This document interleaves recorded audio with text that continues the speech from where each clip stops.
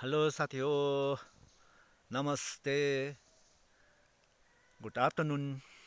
12 दिन नागेपछि good afternoon भन्नु पऱ्यो होला है। र मैले तपाईँहरूलाई एउटा कुरा के देखाउँदैछु भनेदेखिलाई, म यहाँनिर जियोटेक गर्न आएको थिएँ होइन। अन्त जियोटेक गरिसकेँ, जियोटेक मैले पठाइसकेँ है, म्याडमलाई पठाइदिएको छु।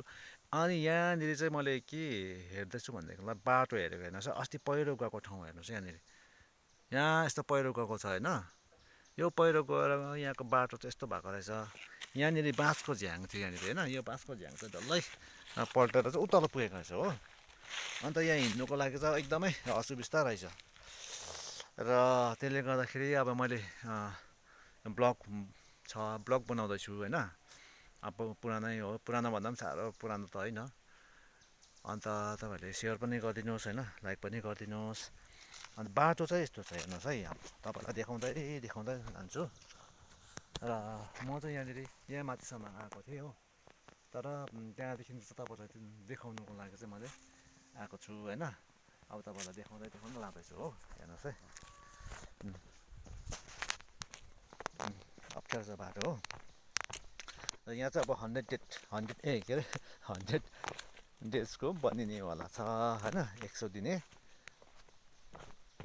काम चाहिँ अब सुरु हुनेवाला छ। तर आज चाहिँ मैले जियोटेक गरेर पठाइदिएको छु। र बाटो चाहिँ यस्तो छ माथिदेखिको हो, अप्ठ्यारो छ।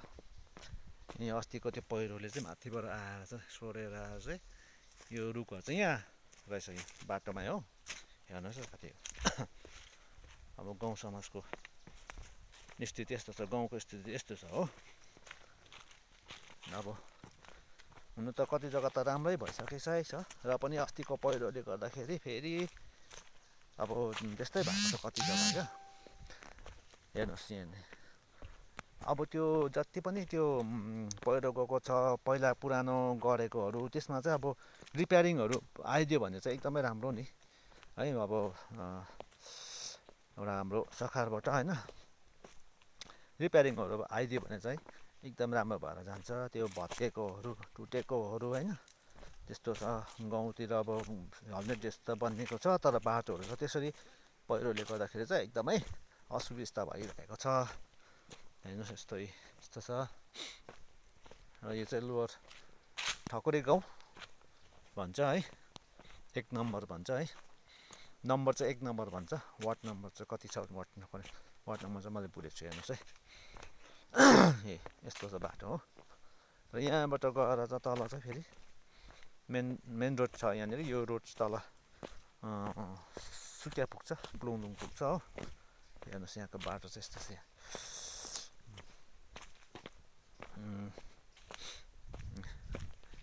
तपाईँहरूलाई सानो एउटा भिडियो देखाइरहेको छु होइन, भिडियो गरिरहेको छु। यस्तो छ यहाँसम्म चाहिँ हो। यो पर्सनलै बनाएको, यो सबै यसरी अलिअलि पर्सनल। यो बाटो उनीहरूले पर्सनलै बनाएको गाडी साडीको लागि। र यहाँसम्म चाहिँ यस्तो छ।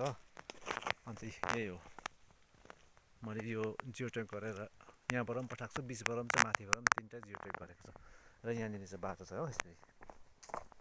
हेर्नुहोस् है, यो पर्सनल बनाएको बाटो यो।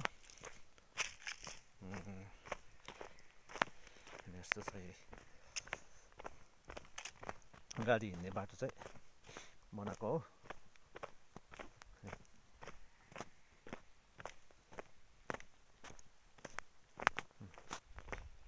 यो चाहिँ मेन रोड हो। यो रोड चाहिँ यता पोख्रेबुङपट्टिबाट आएर चाहिँ यो चाहिँ प्लुङदुङ हुँदै सुकिया पुग्छ, मिलाराप्पाको त्यहाँनिर आइपुग्छ, मिलाराप्पामा आइपुग्छ हो। यो रोड चाहिँ यस्तो छ साथी हो, यस्तो छ यहाँनिर चाहिँ हो। जति सक्दो तपाईँहरूले चाहिँ एउटा सेयर गरिदिनुहोस् होइन, लाइक गरिदिनुहोस् होइन। सबै जग्गा यो भिडियो पुगोस् होइन, डिपार्टमेन्टतिर पनि यो भिडियो पुगोस् भन्दै मेरो सानो भिडियोलाई यहीँ राख्न चाहन्छु। By by.